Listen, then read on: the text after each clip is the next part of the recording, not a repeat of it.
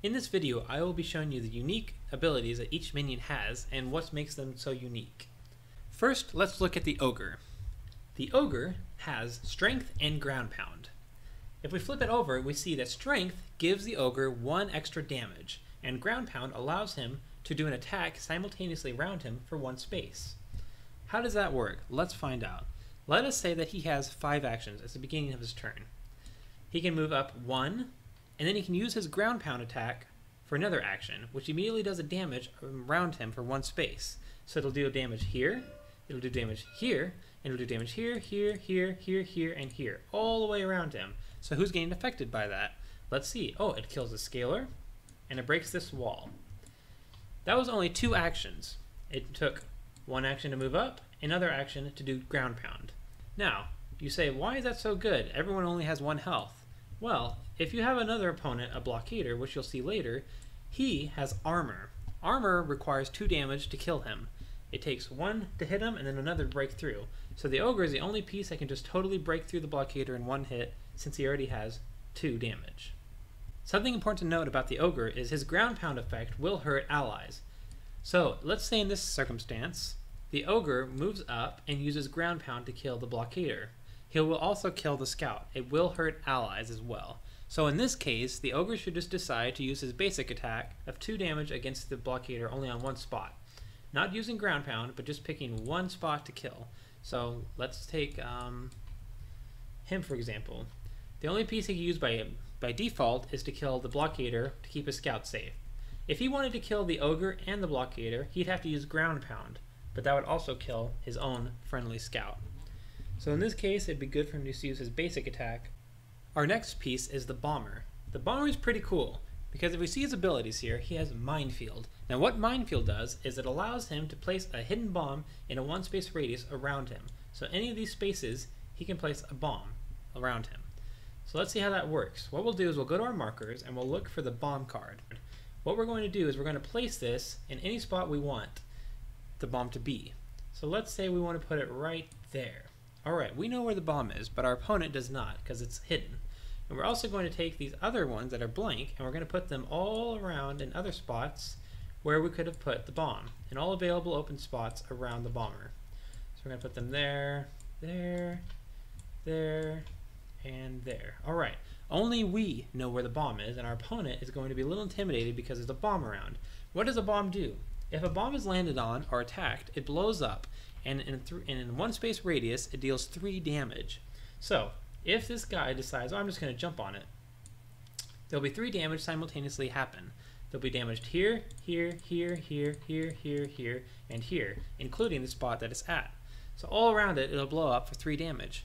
That's important because if you look at the bomber's other ability called Explode, if he dies, he also blows up just like a bomb, and he will deal another 3 damage in a 1 space radius. So there can be chain reactions to bombs.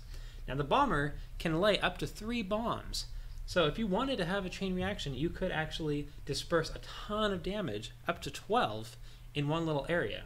If he placed 3 bombs and himself blew up as well, he could deal 12 damage to a little spot in a radius. So you have to be really careful about using him. But you have to keep in mind that if his opponent kills your bomber, you will blow up. So you do not want to be anywhere near your other people. If you die, you will blow up and deal them damage. You also probably don't want your bombs to be anywhere near your friends, because if they blow up, they'll deal damage to your friends. So you need to be careful where you place it and how you do it.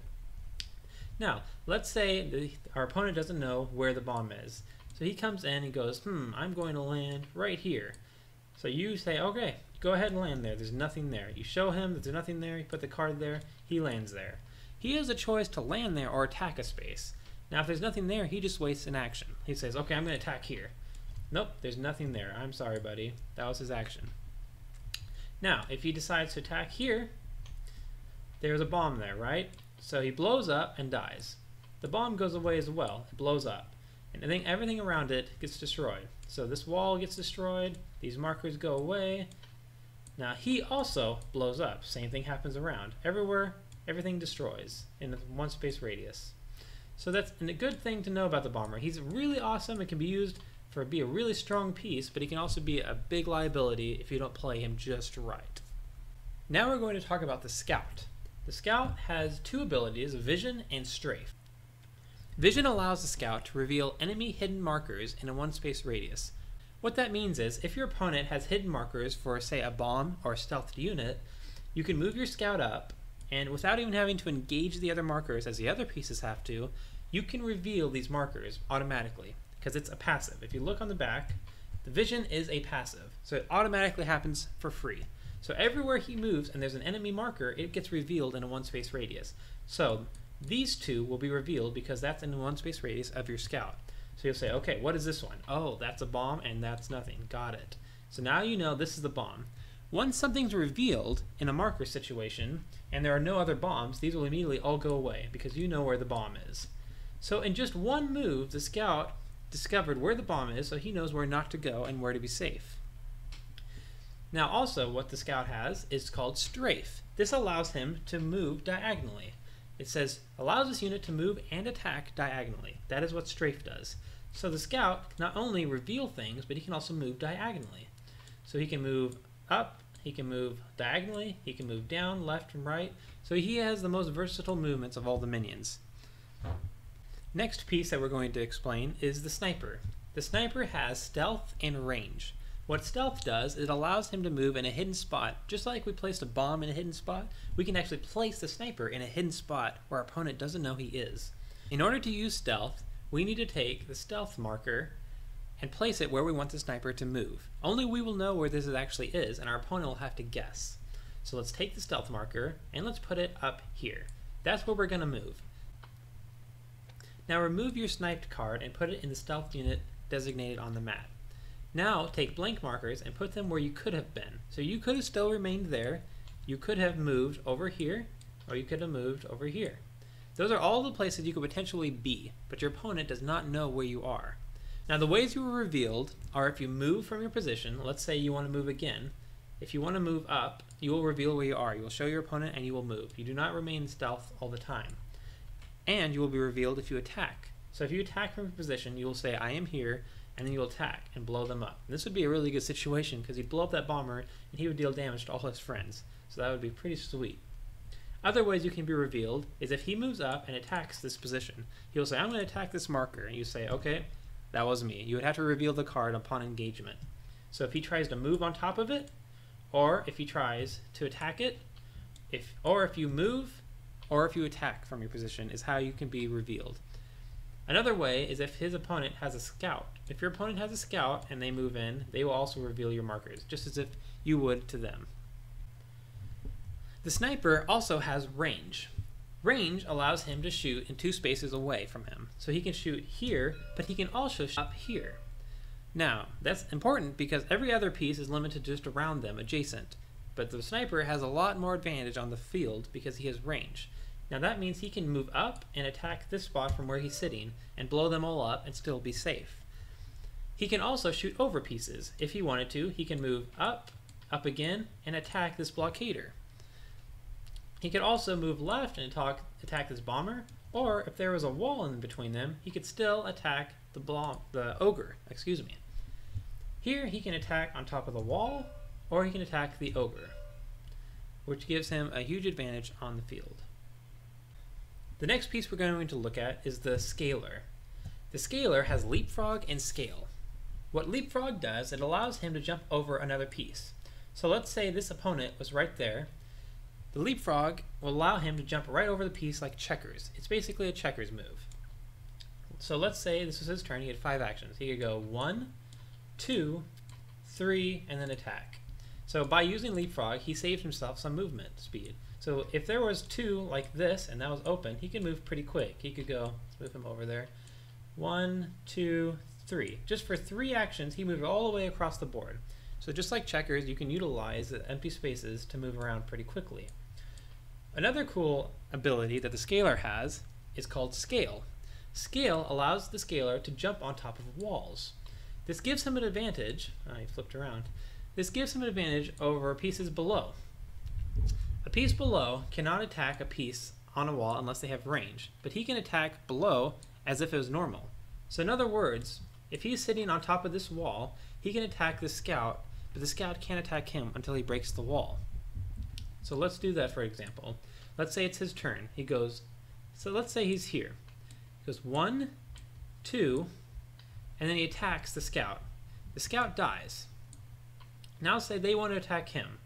The bomber would have to walk up and say, okay, I'm going to attack. But he can't attack the Scalar until he breaks this wall. He does not have range. It requires range to shoot on top of walls. So the bomber would have to break this wall, and then he'd have to try to kill the Scalar for an extra action. So it'll cost him an extra action. But you also have to remember that some walls have different effects. So this wall says, if prevents pieces from being used for remainder of turn. So if that bomber did attack this wall, immediately he'd be frozen for that turn, and then on the next following turn of the opponent, he could kill that bomber. So it's very strategic, I guess, to use the scale aspect. It is true he's still vulnerable. He can be killed if another piece comes and uses an extra action to break the wall beneath him, but it can help him in the long run because not only can it costs another action to be killed, but the wall effects can all be different and he can use that to his advantage. So yes, the Scalar has leapfrog and scale. The next piece I'm going to show you is the mage. The mage has stun and deliver. What stun does is it freezes an opponent and immobilizes them for that turn. Let's show you an example. Let's say this ogre is going to try to kill my scout in the next turn, and I know it. What I'm going to do, I'm going to move up, and I'm going to stun his ogre for an action. So I'm going to place a stun token on top of him and say, alright, I'm using my special ability to stun you. Alright, now his piece cannot move on his next turn. He is stuck there. He can still attack or use an ability, but he cannot move. He is immobile until this token is taken off. The effect is not taken off until my next turn. So let's do that again and show you how that'll work. Oh, let's grab that piece. Let's say I move up and I stun him for my turn, and I do the rest of the things that I would normally do. Now it's his turn. He can move all of his pieces except this piece. Now it's my turn. Upon my next turn, this will come off. And if I wanted to, I could re-put it on there and just keep using action to keep him stunned. So he would have to come and deal with my mage, maybe with the blockader, or maybe with the bomber, to free himself from my effect of stun. Another cool thing the mage can do is he can deliver friends. So let's say we're doing this, and I notice, oh no, now they're going to come and kill my scout. So I can use deliver, which is another move by the mage. What deliver does is it protects a friend or myself. It protects a piece from receiving damage. So he's delivered from damage. If he does get attacked, what happens is he's delivered back to his life force row. Immediately he's teleported back to his life force row. This effect comes off, but he is safe. The mage can put this on anybody, himself or even an enemy. You say, why would you want to put it on an enemy? Well, what if you were afraid that this blockader was going to do some damage here? You could just get rid of him. You couldn't kill him in this turn because he has armor, but say you could just get rid of him. You had one last action and you wanted just to make him go back to his life force row. You could put deliver on him and then send him back by attacking. Also, the range of deliver is a one space radius. So he can protect everyone, he can protect himself or anyone in a one space radius of him. And that is what deliver does. An important thing to note about the mage is if you look at his abilities, they are both active, which means they cost an extra action to use. It costs an action to use stun, and it costs an action to use deliver. It is not free. The blockader. The blockader has armor and ram. What armor does is it allows him to take 1 damage per turn. We can flip it over and read it. The official description is it's passive, so it's always true. And armor says this unit absorbs 1 damage per turn, and that resets per turn. Let's say our opponent has 1 action left, and he has not attacked me or done anything to me yet. He attacks me for 1. He has not killed me yet, because I can absorb 1 damage and survive. However, if he had 2 actions left, he could attack me twice and kill me. But remember this, if he attacks me the first time, I get to respond. So let's play that out. Let's say our opponent has 2 actions left, and it's his turn. He attacks me. I have armor, so I absorb 1 damage. Let's say I respond by moving. Now he only has 1 action left. He can only move or attack. So he'll probably retreat because he doesn't want to attack a bomber and blow himself up. Or maybe he does. Let's say he attacks, then he can kill me because 3 damage I cannot take, even with armor. So that's how armor works. Now the blockader has another move called ram, which is pretty cool. It allows him to push other pieces around. You say, why would you want to do that? Well, here's an example. Let's say all these pieces, let's move him here. let's say most of my enemies are over here, and I only have 5 actions, and I want to conserve some of that. I can use my blockader to push my bomber way up, so I can go like this. With only my blockader, I can go 1, 2, 3, and then I can go 4, 5 to get myself out of harm's way. And I just push my bomber all the way into my enemy's ranks, and I'm ready to blow them all up. So I used RAM very effectively there. Let's also use this for an example. If my opponent's mage is protecting one of his pieces, and I don't want to send them back to the life force row, I can just simply push them out of my way. Whoops, not you. I can use RAM to push an opponent out of the way, push him, and then attack this guy. So that's another way that RAM can be used.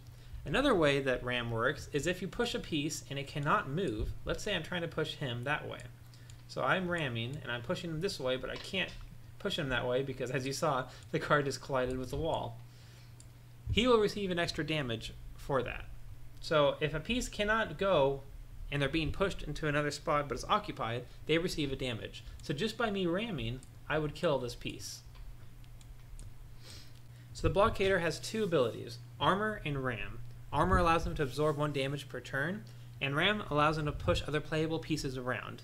Now note, that's important that it's only playable pieces, because you cannot push around walls. Now let's talk about the Guardian.